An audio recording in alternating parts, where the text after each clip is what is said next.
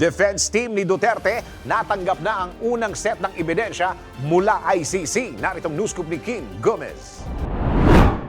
Natanggap na ng defense team ni dating Pangulong Rodrigo Duterte ang mga detalye ng unang set ng ebidensya na ihaharap laban sa kanya sa kasong Crimes Against Humanity na isinampa sa International Criminal Court. Kinumpirma ni ICC Prosecutor Karim Khan na ibinigay na nila ang 181 items sa legal team ng dating Pangulo. Gayunman, walang mga partikular na detalyeng inilabas tungkol sa mga ebidensya dahil ito ay ikinukonsiderang confidential. Nauna nang inatasan ng ICC Pre-Trial Chamber 1 ang prosecutor na magbigay ng mga obserbasyon at tumugon sa ilang katanungan na may kaugnayan sa ebidensya at mga testigong posibleng iharap laban kay dating Pangulong Rodrigo Duterte.